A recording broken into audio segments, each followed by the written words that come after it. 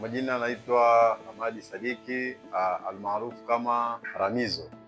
Nimeanza masomo yangu kijana kwanza ya kujifundisha jinsi ya kunyoa na kutoa huduma katika masuala mazima ya kunyoa. 2022 nimeanza masomo hayo sehemu tofauti tofauti kwa kupitia msaada wa kijana kwanza.